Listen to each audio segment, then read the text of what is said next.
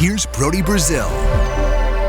Let's talk about the A's winter ahead. But before we get to that, you really have to look at the last several months and how difficult things have been just surrounding the green and gold. Like, first off, there was a season that just kind of started to unravel. And some people say it was the Chris Bassett injury, like that was the turning point.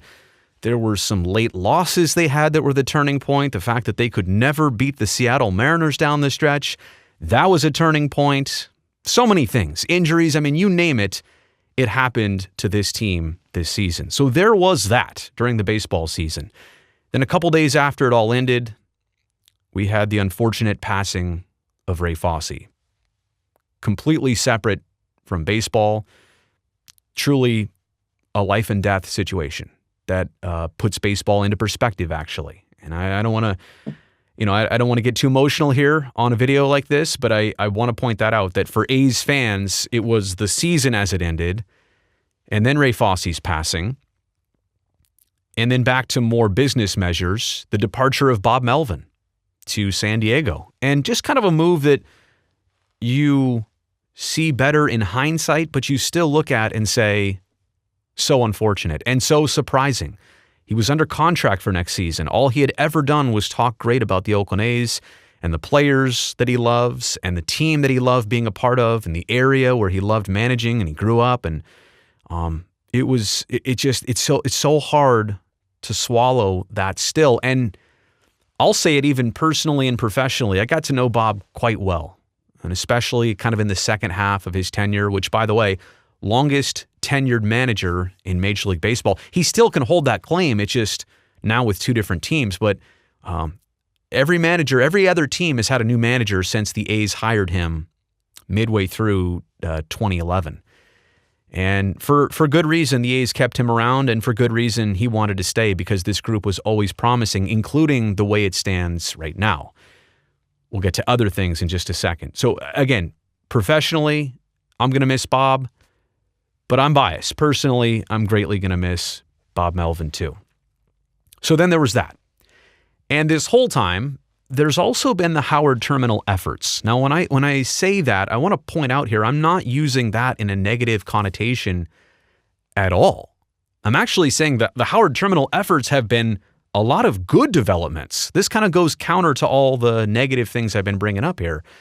Like, Howard Terminal has been generally good. Progress has been made. Maybe the Las Vegas side of it, a lot of Oakland fans can do without that. But I made a video on that recently too. In ways, Las Vegas and that push has pressed Oakland city officials and Alameda County officials to actually, help the A's get the ball rolling here, get the conversation moving. But again, it's just that the effort, this thing is not a slam dunk like, oh, it's going to happen tomorrow, and even after that, it's going to be easy. It's a challenge. It is anything worth doing is going to be difficult. This is no different. So that effort has been part of something that, A's fans have been going through. And now in the last couple days, you hear real comments and real quotes that the rebuild is coming, that the team you've known over the last handful of years, really starting in mid-2017 with the arrival of Matt Chapman and this guy, Matt Olson. By the way, can I look at you for a second, Oli? Can we stare at each other for a second? I don't want to get too close here. During the pandemic, I don't want to breathe on you or anything, but can I put my arm around you for a second, buddy? It's a team that, with the Laureanos and the Chris Bassetts and the Sean Manayas and Frankie Montas has emerged, and who doesn't love Sean Murphy and what Mark Canha has meant to this team? And how about the trade deadline last year and Starling Marte balling out, Josh Harrison, same thing. Yan Gomes and Chafin, I could go on, and I am going to exclude some people here. I even like, and he is under contract next year, I like the addition of Elvis Andrus. I know. Huge cleats to fill with Marcus. Congratulations to him on the season that he just had with the Blue Jays. But what's hard now is that you're hearing that this group is likely to get broken up sooner than later. And that's kind of the point I want to focus on here with this video. And to some extent, kind of like Melvin's departure, when that hits you, it's like a ton of bricks. It's a lot. It just, what I've been doing though is separating this from this when I hear that news. This tells me, come on, Brody, this is how the A's usually do it. And it's been 3-year runs. I mean, honestly, go back to, and forget about the current, the current direction of the team. Like, let's go back to the late 80s, 88, 89, 90. That was it for a while. And I think they made, was it 92 they got back? But you know what I'm saying? A lot of these pushes come in 3-year spurts. It was like 05, 06, and 07, I think, when the A's also had some good runs. And I think they only made the playoffs once. But how about 12, 13, and 14? And now 18, 19, and 20. And the brain also tells me, and I want to get to the heart in just a second too. The heart is really the heart's beating pretty fast. But the brain tells me that this is how the A's operate. And they also see that maybe a stadium is now 3-4 years away, and you can't stretch this goodness that they have. Even if you wanted to, they can't necessarily build that bridge from here till then. So look, again, we're not talking from the heart yet. We're talking strictly from the brain. Because the heart has some things to say. And the brain right now is just trying to be forward-thinking, logical. How does the franchise do this?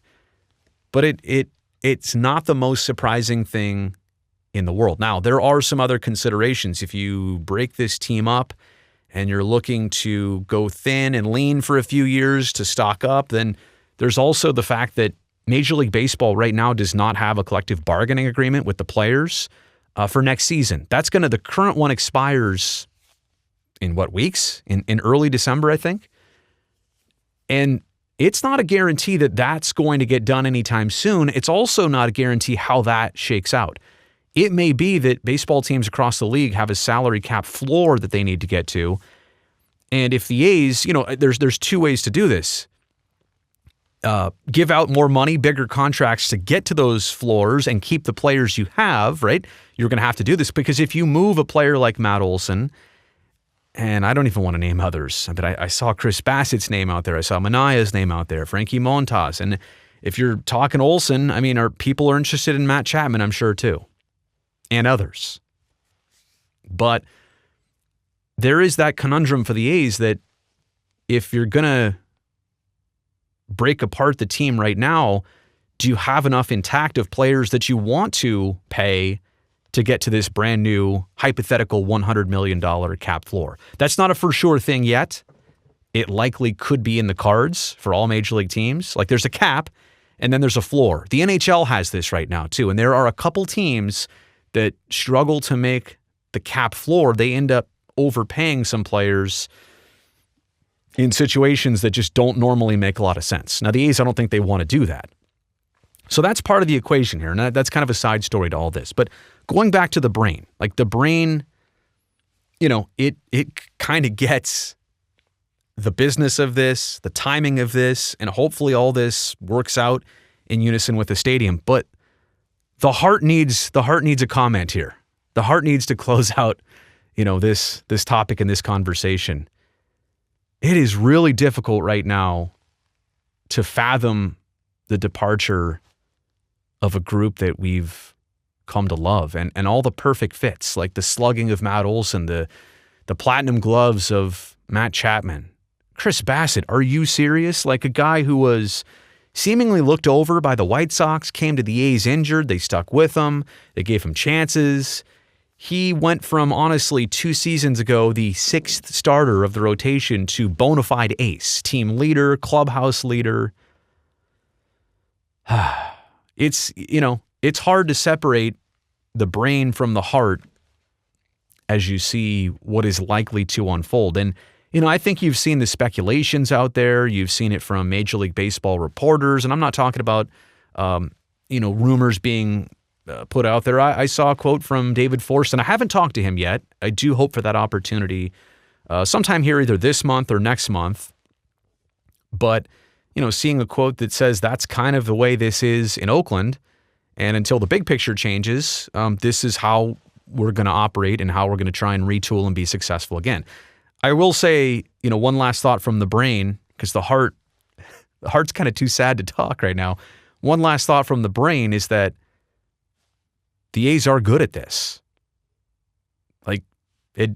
As much as it's not fun to go through players over and over and get attached and then detach, they always are good at finding the next talent, finding the next crop, the next wave. They did it this time. They did it the time before this.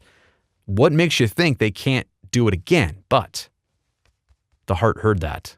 The heart didn't really like that. The heart's kind of hurting, thinking about this guy in a different uniform, thinking about, honestly, any of the other backbone players in different jerseys.